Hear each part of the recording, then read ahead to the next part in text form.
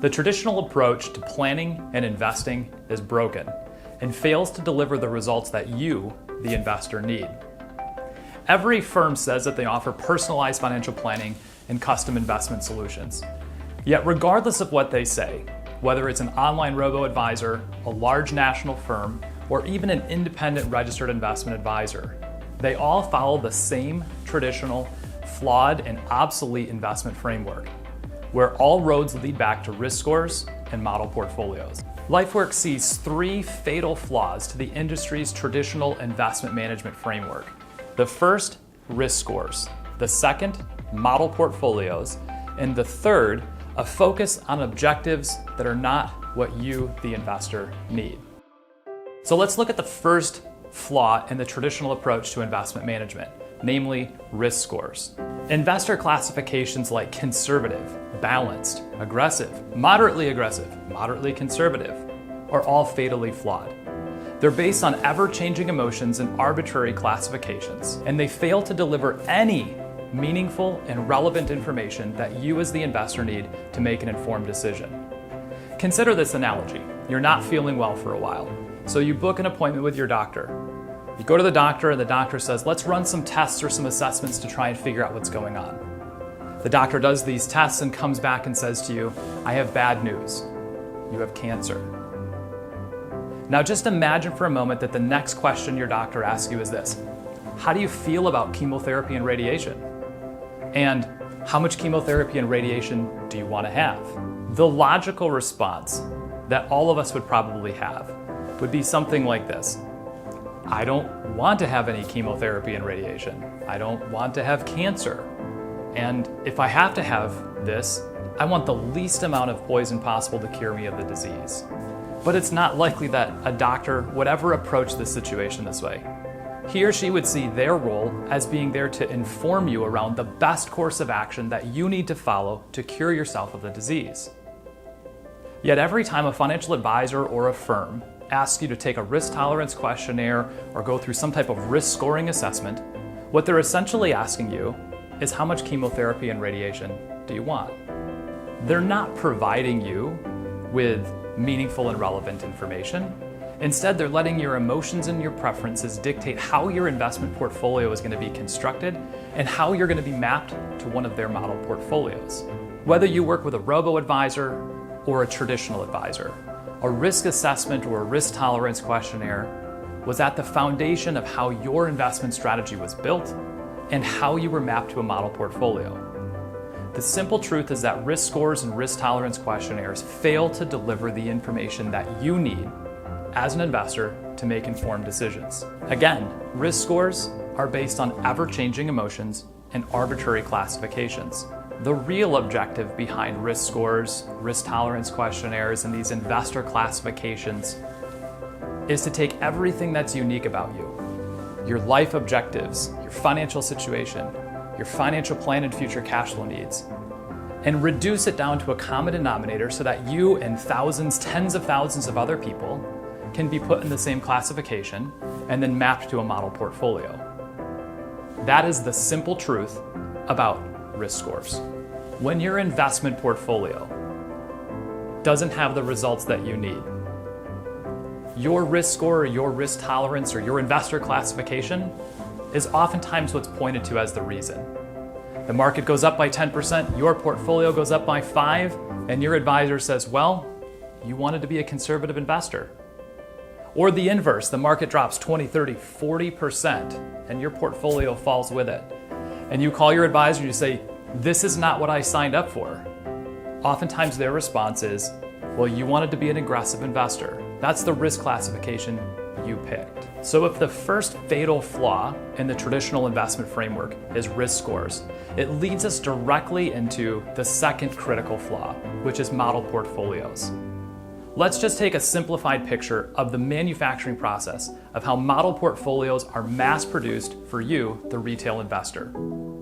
The process starts by an individual or a firm or maybe an investment committee arbitrarily grouping together individual investments into categories and subcategories like asset class, company size, debt to equity ratio, growth versus value, geography, and the list goes on and on and on. The second part of the process is that advisor or firm is going to select managers, mutual funds and ETFs, that are now responsible for selecting the right securities with an objective of outperforming the relevant benchmark. The third step in the process is to set some portfolio management rules like rebalancing frequency, drift tolerances, cash holding, etc. This is an oversimplified picture of the process for how model portfolios are manufactured and mass-produced for you, the retail investor. There are three critical assumptions that have to be accepted if we are to believe that model portfolios actually create value for you, the client and investor. The first of those is that an individual or a firm can somehow infer the right risk loading for an asset category that maps to your risk score. The second is that this individual or firm can find and select the right managers for each asset category. And the third and probably most critical is that these managers, mutual funds and ETFs, can consistently select the right investment securities that are going to outperform their benchmark time and time again. Now, history is pretty clear on this, and the data is in. These three assumptions do not hold up in practice. Consider a couple of important questions here. The first, where in this process of mass-produced model portfolios do your unique needs, objectives, and financial picture come into play? The second question that I want you to consider, what are the incentives and objectives that drive the individuals and firms that are creating model portfolios?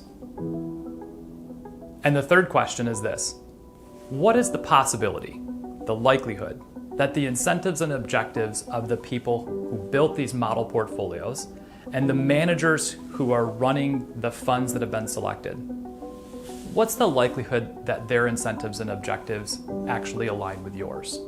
I would submit that the model portfolio's official and probably true objective is to outperform their benchmark over a period of time. However, the unofficial objective of a model portfolio is to take your unique profile, your goals, your objectives, your financial plan, and standardize it down into a common classification along with thousands and tens of thousands of other investors so that you can be mapped to a one-size-fits-all model portfolio, and your advisor, their firm, and the entire financial industry can have a scalable business model.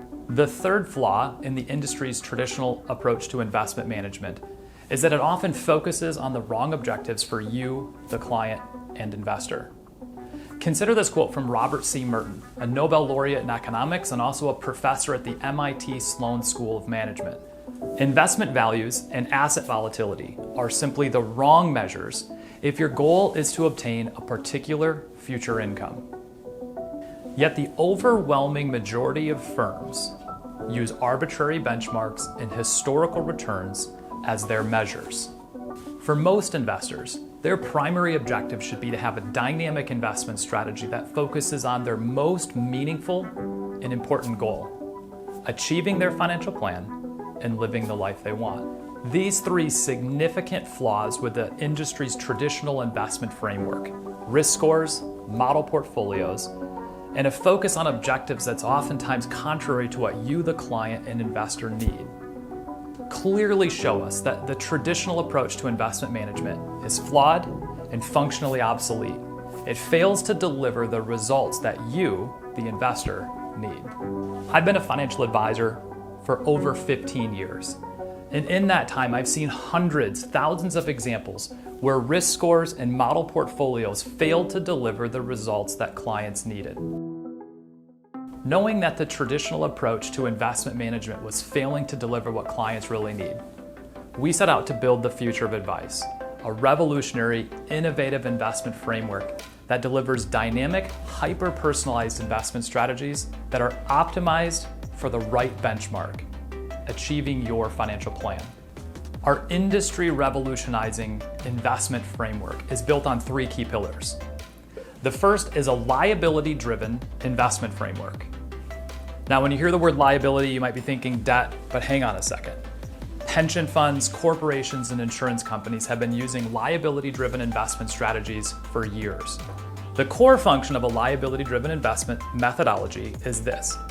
It's taking future cash flow needs, the liabilities, and mapping it directly to the right investment that has the right risk loading.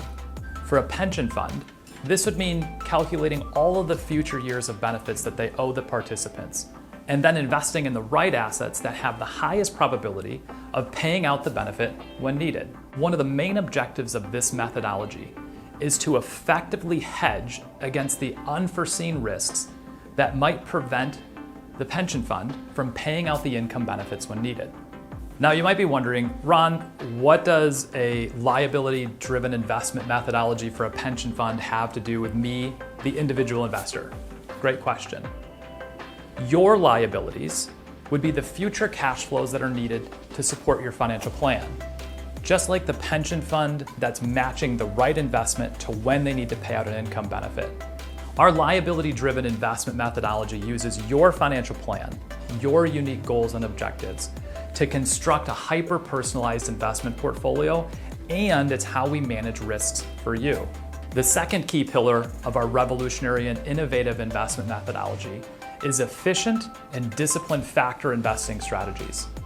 This provides our clients with hyper-personalized portfolios that allocate their investments based on scientific risk factors instead of arbitrary categories or asset classes. It also eliminates the unnecessary expenses of active money managers, think mutual funds and ETFs. It provides total customization of your investment portfolio, both to align with your financial plan and your unique values. As an example, if you wanted to exclude a stock or an industry or a sector of companies based off of religious preferences or environmental preferences or social or governance or other values that are key to you, our factor-based investing framework allows you to do just that.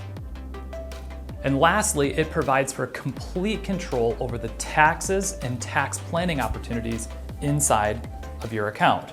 If you own a mutual fund or an ETF, you have gotten a 1099 in the past with dividends and capital gains and what they call flow-through income, even if you didn't sell anything in your account.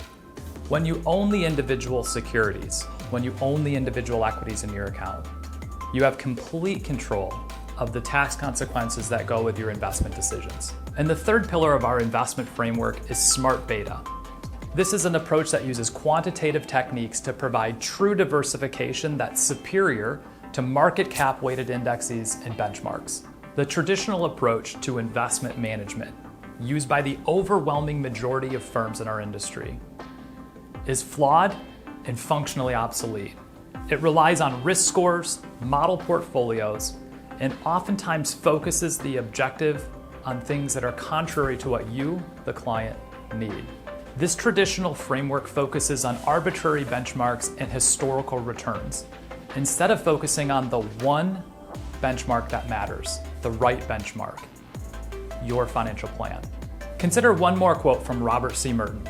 Investment decisions are now focused on the value of the funds, the returns on investment they deliver, and how volatile those returns are. Yet the primary concern of the saver remains what it always has been. Will I have sufficient income in retirement to live comfortably? Clearly, the risk and return variables that now drive investment decisions are not being measured in units that correspond to savers' retirement goals and their likelihood of meeting them. Thus, it cannot be said that savers' funds are being well managed. At Lifeworks, we built our revolutionary and innovative investment framework to focus on the one objective that matters: achieving your financial plan and living the life you want.